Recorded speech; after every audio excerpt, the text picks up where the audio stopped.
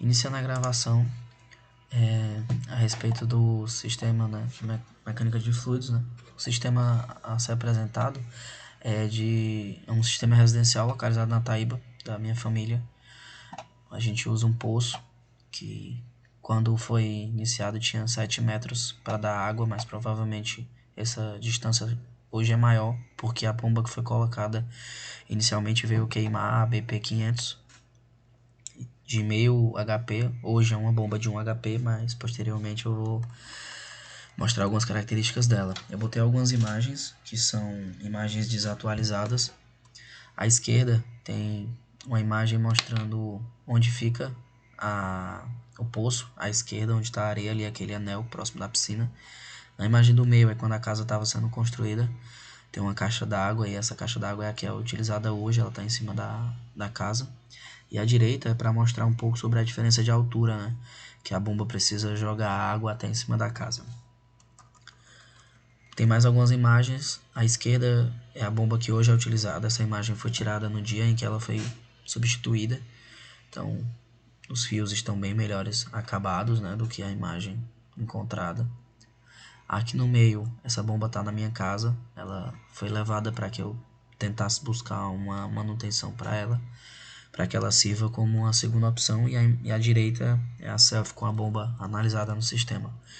Eu fiz algumas tabelinhas para mostrar um pouco dos dados do sistema. Então, à esquerda, no meio, especificações técnicas retiradas do site. E à direita é um sistema simples, onde essas distâncias são aproximadas, porque eu não pude tirar distâncias reais na Taíba.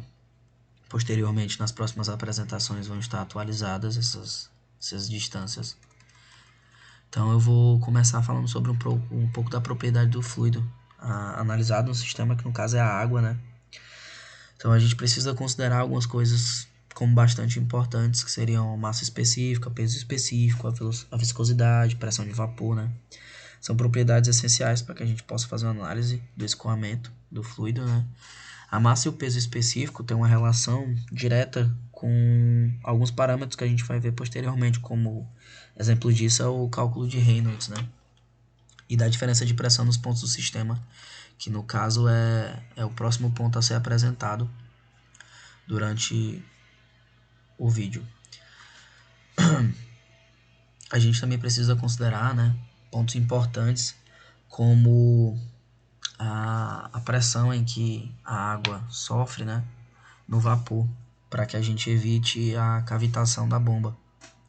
Pode ser isso que tenha ocorrido com a minha bomba, que veio a queimar. Então, para descobrir a diferença de pressão, né, eu pude usar uma equação do livro, Teorema de Stevens, onde a gente considera que o ponto 2 não, seria o ponto mais alto e o ponto 1 mais baixo. Tem que levar em consideração também a lâmina d'água.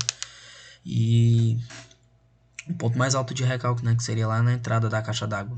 Então, a gente pode calcular pensando que o fluido estaria estático, né, e considerar que o peso específico, né, vezes a gravidade, seria 9.790 Nm3. Multiplicar vezes a altura para que a gente possa ter essa variação de pressão, né? Então, posteriormente, ao próximo gráfico, próximo ponto, né, que eu vou falar vai ser o dimensionamento da bomba, né? Então, assim, para realizar o dimensionamento da bomba, eu tive que fazer algumas considerações, principalmente o material, por exemplo, né?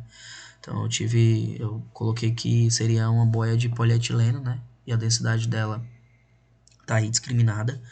Para descobrir o H, né? Eu botei uma haste, né? E calculei por Pitágoras para conseguir achar o valor de 0,347, né?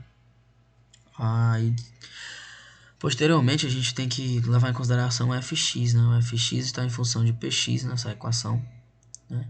Então, podemos encontrar no gráfico da bomba, né? Quando a vazão Q foi igual a zero. Então, usando a vazão Q igual a zero, a gente pode descobrir o P de X.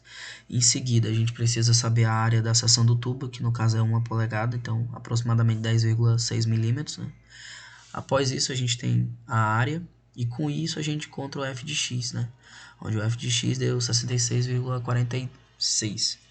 O próximo passo é calcular o P boia, né? Para isso, a gente usa a suposição de que DI é igual a DE vezes 0,98. para poder deixar em função de D igual a DE. Então, essa relação inicial, a gente usa que o peso da boia é igual ao peso dela, considerando-a cheia, menos o peso do seu volume.